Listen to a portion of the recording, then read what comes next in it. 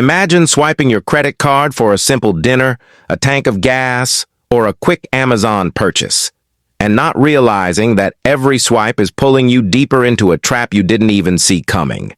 That's the reality for millions of Americans today. What looks like financial freedom buy now, pay later, is actually a carefully designed system that has silently chained the middle class to debt. And by the end of this video, you'll see just how deep this rabbit hole goes. Credit cards were once marketed as symbols of convenience and status, a shiny piece of plastic that made you feel powerful. But behind the glossy ads and reward points lies a darker truth. For the American middle class, credit cards have become less of a tool and more of a trap door. One that quietly drains wealth, destroys stability, and keeps people running in circles. So how did we get here?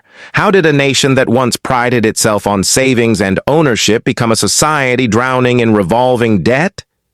To understand this, we need to step back in time. The story begins in the post-World War II era. America was booming, wages were rising, families were buying homes, and savings rates were healthy. Banks realized that the new middle class was hungry for convenience, and that's when the first modern credit cards appeared in the late 1950s. Diners Club, American Express, and later Bank of America's BankAmericard, these weren't just pieces of plastic. They were revolutionary tools that promised, spend now, pay later. At first, credit cards were used responsibly. People paid off their balances each month. The system worked until banks realized they could profit more from people who didn't pay in full. Interest rates, once an afterthought, became the real moneymaker. And here's the hook. The average American consumer never saw it coming. By the 1980s, deregulation opened the floodgates. Banks could set sky-high interest rates, tack on fees, and target middle-class households who were struggling with stagnant wages. Suddenly, the very people credit cards were supposed to help were being buried by them. Fast forward to today. The average American household carries over $7,000 in credit card debt, and with interest rates often above 20%, that $7,000 can spiral into $10,000 or $12,000 in just a few years if only minimum payments are made. But this isn't just about numbers. It's about lives. Think of Sarah, a single mom in Ohio. She used her credit card to cover medical bills when her insurance didn't stretch far enough. One emergency visit, a prescription here, a few groceries there. It didn't feel like much. But within a year, her balance hit $8,000. With interest piling up, she realized she wasn't paying down her debt. She was just paying the bank to let her keep owing money. Sarah's story isn't rare. It's the silent reality of millions of middle-class Americans. Now here's the uncomfortable truth. Credit card companies don't just expect people to fall behind. They rely on it. Their business model is designed around late fees, high interest, and keeping you trapped in a cycle where you pay, but never escape.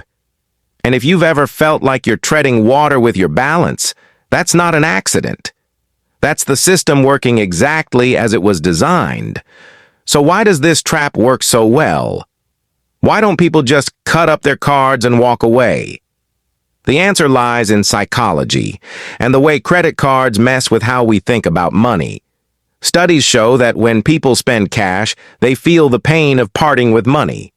But with a credit card, that pain is delayed. You swipe, you sign, and the real cost doesn't hit until weeks later when the bill arrives. By then, the emotional barrier is gone. And guess what? People end up spending more with plastic than they ever would with cash.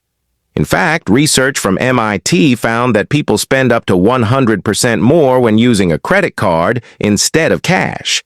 That's not a small difference. It's the foundation of why debt grows so quickly. But it doesn't stop there. Credit card companies use rewards programs, cash back, airline miles, points, to lure people deeper. On the surface, it feels like a win. Spend money, get something back. But in reality, the value of these rewards is tiny compared to the interest people pay. It's like giving someone a free cup of coffee while charging them hundreds in hidden fees. Yet millions fall for it, convinced they're playing the system when in truth, the system is playing them. And here's the most dangerous part. The middle class, already squeezed by rising costs of housing, healthcare, and education, turns to credit cards not for luxuries, but for survival. It's not about buying designer handbags or the latest gadgets. It's about covering rent when a paycheck falls short. It's about paying for gas when prices spike. It's about putting dinner on the table when inflation eats away at wages. Credit cards have become the silent safety net, but one that pulls tighter the more it's used. This silent trap doesn't just hurt individuals. It has ripple effects across the entire economy. When the middle class is stuck paying interest instead of building savings, wealth doesn't grow. Instead, it flows straight into the pockets of banks and credit card companies. And, over time, that weakens not just families, but the entire economic backbone of America. So, what happens when millions of people are silently sinking in credit card debt? And more importantly, is there a way out of this trap? Or is the middle class doomed to stay stuck in it forever? That's exactly what we're going to explore in the next part, because understanding the problem is just the beginning. The real question is, how deep does this trap go? And can anyone actually escape it? When you open a credit card statement, the first number that jumps out is the minimum payment due. For millions of Americans, that number feels like a lifeline. It's small, manageable, and reassuring. Almost like the bank is saying, "Don't worry, you don't have to pay it all, just give us this tiny piece." But here's the hidden truth. That minimum payment isn't designed to help you. It's designed to trap you. Let's do some simple math. Imagine you owe $5,000 on a credit card with an interest rate of 20%. If you only pay the minimum, say around $125 a month, it will take you over 25 years to pay it off, and you'll end up giving the bank nearly $10,000 in interest. That's double your original debt. The shocking part? Credit card companies know this. In fact, they count on it. This is why the minimum payment is called the safety net. That's really a spider web. It feels safe, but once you're caught, every struggle only pulls you in deeper. And the design of these statements is no accident. For decades, banks lobbied to keep the true cost of debt hidden. Before 2009, most statements didn't even tell you how long it would take to pay off your balance if you only made minimum payments. It wasn't until new laws forced transparency that consumers began to see the shocking timelines printed on their bills. Even then, many people gloss over the fine print, focusing only on what feels manageable in the moment. But let's pause here for a second. Think about this. Why is it that middle-class Americans, hard-working families, teachers, nurses, office workers are the ones hit hardest? It's not just because they borrow more. It's because they live paycheck to paycheck. When an unexpected expense hits, a car repair, a medical bill, a child's school trip, the credit card becomes the only option. And when that happens again and again, the balance grows until escape feels impossible. And that's exactly how the trap tightens. Take the story of Michael, a middle-aged father from Texas.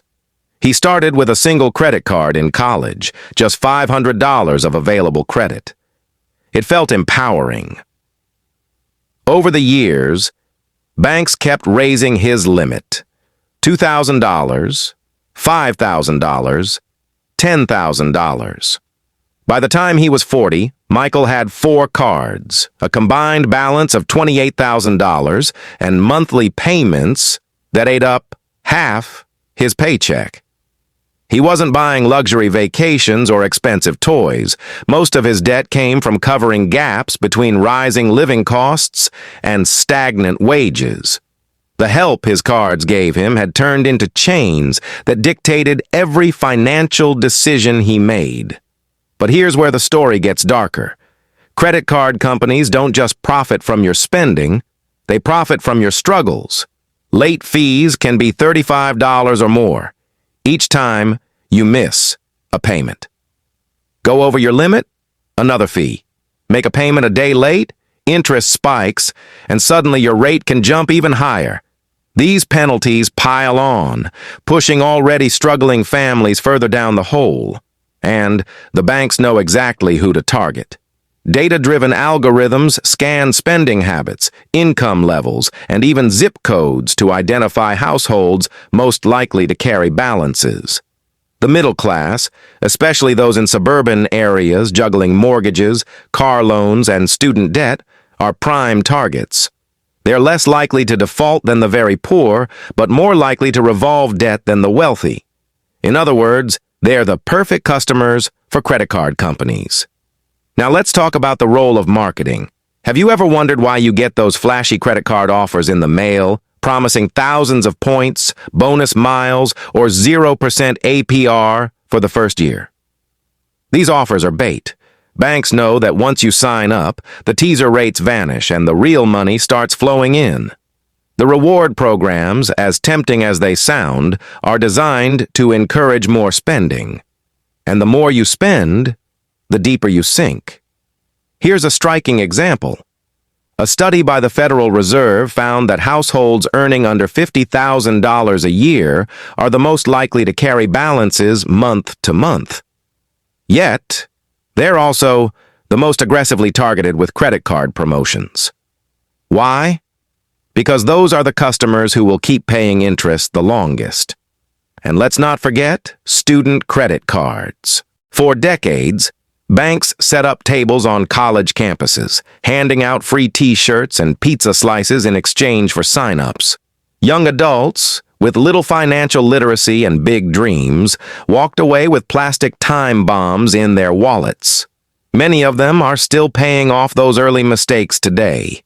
But there's another layer here, one that most people don't realize. Credit card debt doesn't just take your money, it takes your future. With high balances, your credit score suffers. That means higher interest rates on mortgages, car loans, even insurance. It can even affect job applications in certain industries. In short, the cost of carrying credit card debt isn't just financial, it's psychological and social. It chips away at confidence, creates constant stress, and limits opportunities for upward mobility. And yet, despite all this, millions of Americans remain trapped. Why? Because the system is designed to normalize it. Advertisements glorify credit as empowerment. Society tells us it's normal to carry debt.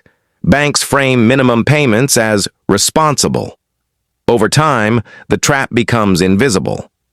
But here's the question you have to ask. If the system is this predatory, why isn't there more outrage? Why don't people rise up against it? The answer lies in one word: shame. Debt is one of the most personal struggles people face. Admitting you're drowning feels like admitting failure. And that silence keeps the trap working. Now imagine what happens when millions of households all feel this shame in silence, all keep paying quietly, all remain stuck. The system wins. But is there a way out? Is there a path for the middle class to escape this silent trap? Or are Americans destined to remain chained to their cards forever? That's where we're headed in the next and final part of this story. Because while the trap is powerful, history and human resilience show us that escape is possible if you know where to look. So here we are, the big question. If credit card debt is such a powerful trap, is there actually a way out?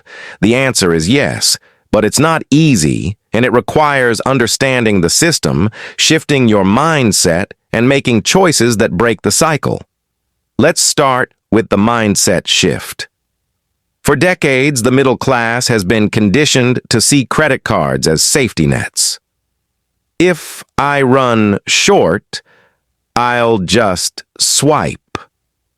That mentality has to change, because every swipe isn't just money, it's borrowed money with interest attached. To escape the trap, people need to start seeing credit cards not as lifelines, but as liabilities. That's the first step. Awareness. Now let's talk strategy. There are two well-known methods for tackling credit card debt: the debt snowball and the debt avalanche. The snowball method focuses on paying off the smallest debt first. Psychologically, this works wonders. When you see one card balance drop to zero, it creates momentum. You feel empowered, and that motivation carries you forward. The avalanche method, on the other hand, targets the highest interest rate first. Mathematically, this saves you the most money in the long run. You pay less interest overall, and you escape faster. Both strategies work. It just depends on whether you value psychological wins or mathematical savings. The key is to commit to one plan and stick with it. But here's the catch. Not everyone can just cut back on Starbucks or stop eating out to find extra money. For the middle class, expenses are often tied up in necessities: housing, healthcare, childcare. That's why one of the most powerful tools in escaping debt isn't just cutting expenses, it's increasing income. Whether that's through side hustles, freelancing, or even part-time gigs, extra income can accelerate debt repayment in a way that cutting coupons never will. And here's where financial literacy comes in. Too often, people simply don't know how interest compounds, how minimum payments work, or how credit scores are impacted. Schools rarely teach it. Families often avoid discussing it. But knowledge is power. When people begin to truly understand the cost of carrying a balance, they start making different choices. Now let's address the elephant in the room. Some people can't escape on their own. For them, credit counseling, debt consolidation, or even bankruptcy becomes an option. And while bankruptcy carries stigma, it can sometimes be the only way to hit reset. The important thing to remember is this: banks don't feel shame about trapping you. You shouldn't feel shame about finding a way out. But beyond individual choices, there's a bigger issue. This isn't just about personal responsibility, it's about systemic reform. America needs policies that protect consumers from predatory practices. Caps on interest rates, limits on fees, mandatory transparency. These are steps that could help millions. And yet, lobbying by banks often blocks meaningful reform. Until that changes, the burden falls on individuals to fight their way out. Still, history shows us something important. Traps only work when they remain invisible. And today, more people are waking up. Social media, financial education platforms, and community support groups are pulling back the curtain on how the system works. That awareness is the beginning of change. Let's bring this back to the human level. Remember Sarah, the single mom drowning in $8,000 of debt? After months of barely surviving minimum payments, she found a nonprofit credit counseling service. They negotiated lower interest rates with her creditors and created a repayment plan. It wasn't easy. She still had to cut back, budget strictly, and work extra hours. But within 4 years, Sarah was debt-free. Today, she shares her story online, warning others not to fall into the same trap. Or take Michael, the father, with $28,000 across 4 cards. For years, he thought he had no way out. But once he switched to the avalanche method and picked up side jobs on weekends, he began to see progress. It took him 6 years, but he climbed out. His life is far from perfect, but he no longer wakes up in the middle of the night panicked about minimum payments. These stories prove one thing. The trap is real, but it isn't unbreakable, and that's the message you need to hear today. Credit card debt is the silent trap of the American middle class, but silence is the enemy. The more we talk about it, the more we share stories, The more we expose the tactics of banks and credit card companies, the less power they have over us. So if you're watching this and you're stuck in credit card debt, remember this: you're not alone. You're not a failure. You're living in a system designed to keep you there. But with knowledge, strategy, and persistence, you can fight back. And if you're someone who isn't stuck yet, be careful. Don't fall for the shiny offers, the promises of rewards, the lure of convenience. Always remember, credit card companies don't hand out free perks because they're generous.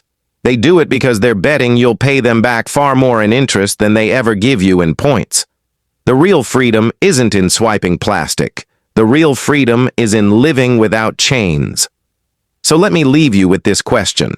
Do you own your credit card, or does your credit card own you? If this video opened your eyes, make sure to hit that subscribe button and share it with someone you know who's struggling with debt. Because the more people who see the truth, the more we can break free from the silent trap that has held the American middle class hostage for decades. And remember, knowledge is the first step to freedom.